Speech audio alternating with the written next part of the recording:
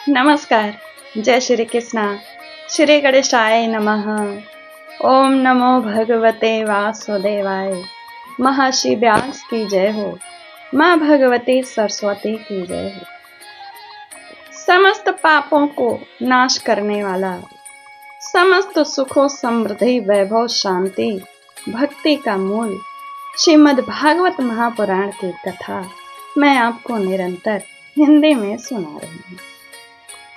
आज मैं आपको श्रीमद् भागवत महापुराण कथा तृतीय स्कंध से अथ चतुर्थो अध्याय का हिंदी में अर्थ सुनिए। जानिए इस अध्याय में क्यों उद्धव जी कहेंगे विदुर को मैत्रेय ऋषि के आश्रम में जाने को।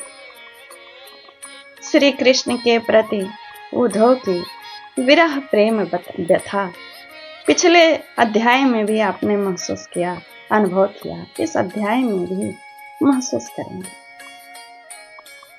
इस अध्याय में विदुर जी को मैत्रेय जी के आश्रम में भेजने के लिए और उस भेजने में जो आदेश था, उस आदेश में पूरा यदुवंशियों के अंत की कथा उद्धव जी विदुर को सुनाएंगे। श्री कृष्ण के प्रभास क्षेत्र में लीला संवरण की कथा सुनाएंगे और ये उनके कहने पर भी फिर भी ये उनके पास जाएंगे। और क्यों श्री कृष्ण समस्त यदुवंशियों की लीला को नष्ट किया, स्वयं लीला संवरण किया, फिर भी क्यों उद्धव जी को छोड़ा और बद्रिकाश्रम भेजा, ये सब बातें इस अध्याय में जानिए। पिछले अध्याय में आपने सुना होगा कि यदुवंशी जितने भी थे श्री कृष्ण के वंशी सब प्रभास क्षेत्र में गए, दान तर्पण किए, ऋषि मुनि को खाना भोजन खिलाया और उनकी आज्ञा से इस अध्याय में वे भोजन ग्रहण करें। उद्धव जी विदुर जी से कहते हैं कि इस अध्याय में शुरू होगा वह प्रकरण। उद्धव जी विदुर जी से कहते हैं कि यदुवंशी मुनियों के आदेश पर स्वयं भोजन ग्रहण किए और साथ ही साथ मदिरा का भी पान किया। मदिरा का पान करने से बुद्धि भ्रष्ट हुई। सारे यदुवंशी एक दूसरे के प्रति कृतघ्न बातें कहने लगे, हृदय को चोट पहुंचाने लगे और कुछ होने के वश, शाप के वश आपस में ही टकराकर शाम होते होते मर गए। वैसे ही जैसे बांस का बन एक दूसरे से रगड़ खाके आग लगने से पूरा ही बांस का बन जलकर राख हो जाता है। भगवान श्री कृष्ण पहले ही शरणागतों का दुख दूर करने वाले भगवान श्री कृष्ण अपने कुल का संहार करने की इच्छा से उन्होंने उद्धव से कहा कि तुम बद्रिकाश्रम चले जाओ। उद्धव जी कहते हैं, विदुर जी इससे यद्यप मैं उनका आशय तो मैं समझ गया था, तो भी स्वामी के चरणों का वियोग न सह सकने के कारण मैं उनके पीछे पीछे प्रभास क्षेत्र में गया। वहां मैंने देखा कि जो सबके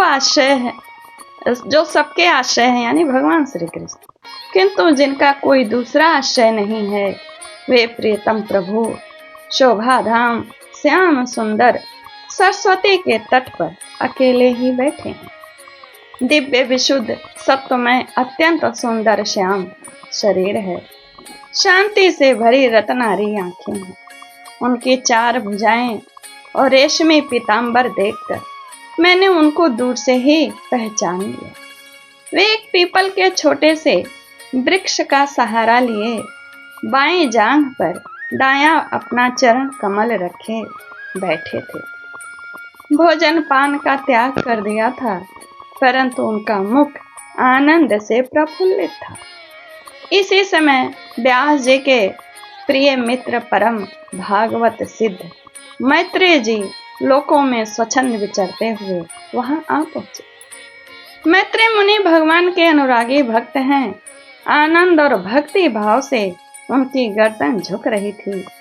उनके सामने ही श्रीहरि ने प्रेम एवं मुस्कान युक्त चितवन से मुझे आनंदित करते हुए कहा। श्री भगवान कहने लगे उद्धव से, मैं तुम्हारी आंतरिक अभिलाषा जानता हूँ, इसलिए मैं तुम्हें यह साधन देता हूँ जो दूसरों के लिए अत्यंत दुर्लभ है। उद्धव, तुम पूर्व जन्म में वसु थे। विश्व की रचना करने वाले प्रजापतियों और वसुओं के यज्ञ में मुझे पाने की इच्छा से तुमने मेरी आराधना की थी।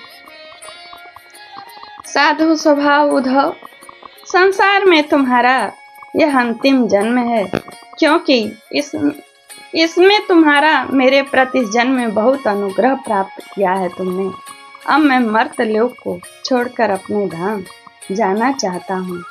इस समय यहाँ एकांत में तुमने अपनी अनन्य भक्ति के कारण ही मेरा दर्शन पाया है। यह बड़े सौभाग्य की बात है।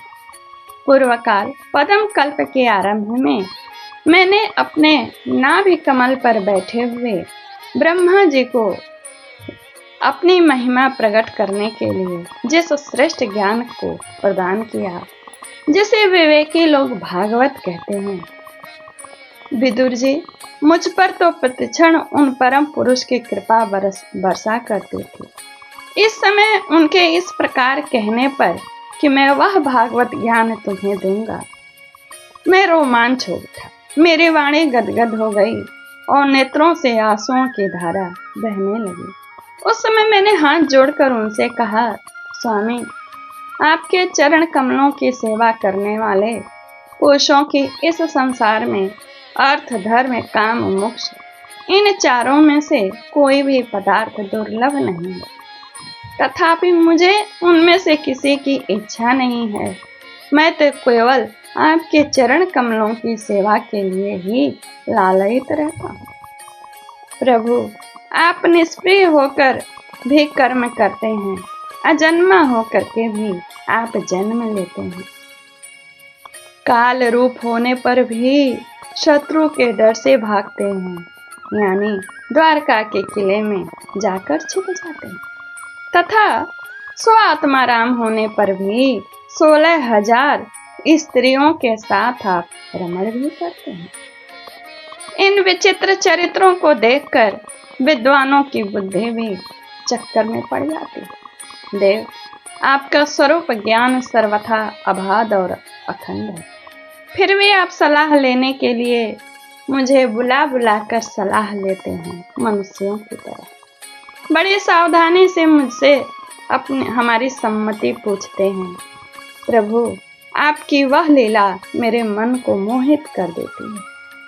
स्वामी, अपने स्वरूप का गूढ़ रहस्य प्रकट करने वाले जो श्रेष्ठ एवं समग्र ज्ञान आपने ब्रह्मा जी को बतलाया था, वह यदि मेरे समझने योग्य हो तो मुझे भी सुनाइए, जिससे मैं भी इस संसार दुख को सुगमता से पार कर जाऊं। जब मैंने इस प्रकार अपने हृदय का भाव निवेदित किया, तब परम पुरुष कमल नयन भगवान श्री कृष्ण ने मुझे अपने स्वरूप की परम स्थिति का उपदेश दिया। इस प्रकार पूज्यपाद गुरु श्री कृष्ण से आत्म तत्व की उपलब्धि साधन सुनकर तथा उन प्रभु के चरणों की वंदना और परिक्रमा करके मैं यहाँ आया हूँ। इस समय उनके विरह से मेरा चित्त अत्यंत व्याकुल हो रहा है। विदुर जी, पहले तो उनके दर्शन पाकर मुझे आनंद हुआ था, किंतु अब तो मेरे हृदय को उनकी विरह व्यथा अत्यंत पीड़ित कर रही है उनके प्रति। अब मैं उनके प्रिय क्षेत्र बद्रिका आश्रम को जा रहा हूँ, जहाँ भगवान नारायण देव और नर, ये दोनों ऋषि लोगों पर अनुग्रह करने के लिए दीर्घकालीन सौम्य, दूसरों को सुख पहुँचाने वाली एवं कठिन तपस्या कर रहे हैं।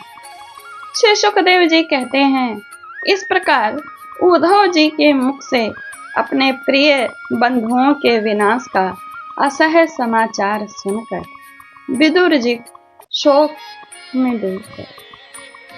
उसे उन्होंने ज्ञान द्वारा शांत किया। जब भगवान श्री कृष्ण के परिकरों में प्रधान महाभागवत उद्धव जी बद्रिका आश्रम की ओर जाने लगे, तब कुरुश्रेष्ठ विदुर जी ने श्रद्धा पूर्वक उनसे वही भागवत पूछा। विदुर जी ने कहा, उद्धव जी, योगेश्वर भगवान श्री कृष्ण ने अपने स्वरूप के गुण रहस्य को प्रकट करने वाला जो परम ज्ञान आपसे कहा था, वह आप हमें भी सुनाइए, क्योंकि भगवान के सेवक तो अपने सेवकों का कार्य सिद्ध करने के लिए ही विचरा करते हैं। उद्धव जी ने कहा, उस तत्व ज्ञान के लिए आपको मुनिवर मैत्रेय जी की सेवा करनी चाहिए। यही मैंने शुरू में कहा ना, किस कारण से, किसके आदेश से विदुर जी मैत्रेय जी के आश्रम में जाएंगे। इस मर्त्यलोक को छोड़ते समय मेरे सामने स्वयं भगवान ने ही आपको उपदेश करने के लिए मैत्रेय जी को आज्ञा दी थी। श्री सुखदेव जी कहते हैं, इस प्रकार विदुर जी के साथ विश्वमूर्ति भगवान श्री कृष्ण के गुणों की चर्चा होने से उस कथामृत के द्वारा उद्धव जी का वियोग जनित महान ताप शांत हो गया। यमुना जी के तीर पर उनकी वह रात्रि एक क्षण के समान बीत गई। फिर प्रातः काल होते ही वे वहां से चल दिए। राजा परीक्षित ने पूछा, भगवान, विष्णु कुल और भोजवंश के सभी रथी और युद्धपतियों के भी उत्पत्ति नष्ट हो गए थे, यानी यदुवंशियों की बात कर रहे हैं। यहाँ तक कि त्रिलोकीनाथ श्रीहरि को भी अपना वह रूप छोड़ना पड़ा। फिर उन सबके मुखिया उद्धव जी ही कैसे बचे रहे। मैंने आपको शुरू में कहा था ना कि क्यों उद्धव जी बचे रहे, वह जानिए। श्री सुखदेव जी ने कहा, जिनकी इच्छा कभी व्यर्थ नहीं होती, उन श्रीहरि ब्राह्मणों के शाप रूप काल के बहाने अपने कुल का संहार कर अपने शिव विग्रह को त्यागते समय उन्होंने विचार किया। श्री कृष्ण ने जब अपने ब्राह्मण के शाप का बहाना लेकर अपने वंशियों का जो नाश कराया और स्वयं जब लीला संवरण किए, तो उस समय उनके मन में जो आया वो कहते हैं, अब इस लोक से, श्री कृष्ण के मन में क्या आया, अब इस लोक से मेरे चले जाने पर संयमी शिरोमणि उद्धव ही मेरे ज्ञान को ग्रहण करने के सच्चे अधिकारी हैं। उद्धव मुझसे अणु मात्र भी कम नहीं हैं, क्योंकि वे आत्मजयी हैं। विषयों से कभी वे विचलित नहीं हुए, अतः लोगों को मेरे ज्ञान की शिक्षा देते हुए वे यहीं रहे। श्री कृष्ण ने आज्ञा दी थी कि वे वहीं यहीं रहें। वेदों के मूल कारण जगत गुरु श्री कृष्ण के इस प्रकार आज्ञा देने पर उद्धव जी बद्रिकाश्रम में जाकर समाधि योग द्वारा श्रीहरि की आराधना करने लगे। कुरुश्रेष्ठ परीक्षित, परमात्मा श्री कृष्ण ने लीला से अपना श्री विग्रह प्रकट किया था और लीला से ही उसे अंतर्धान भी किया। उनका वह अंतर्धान होना भी धीर पुरुषों का उत्साह बढ़ाने वाला तथा दूसरे पशु तुल्य अधीर पुरुषों के लिए अत्यंत दुष्कर था। परम भागवत उद्धव जी के मुख से उनके प्रशंसनीय कर्म और इस प्रकार अंतर्धान होने का समाचार पाकर तथा यह जानकर कि भगवान ने परम धाम जाते समय मुझे भी स्मरण किया, यानी विदुर जी उद्धव जी के चले जाने पर प्रेम से विह्वल होकर रोने लगे कि प्रभु जाते समय अपने अंत समय में मुझे याद किया। इसके पश्चात सिद्ध शिरोमणि विदुर जी यमुना तट से चलकर कुछ दिनों में गंगा जी के किनारे जा पहुंचे, जहां मैत्रेय जी रहते थे। यह अध्याय 36 श्लोक में यहीं पर पूर्ण होता है। श्रीमद् भागवते महापुराणे पारमहंस्यां संहितायां तृतीय स्कंदे विदुर उद्धव संवादे चतुर्थों तत्सत्। अगले अध्याय में सुनिए कि कैसे मैत्रेय जी सृष्टि का वर्णन करते हुए उद्धव जी को ज्ञान देंगे। लाइक कमेंट शेयर करिए। धन्यवाद।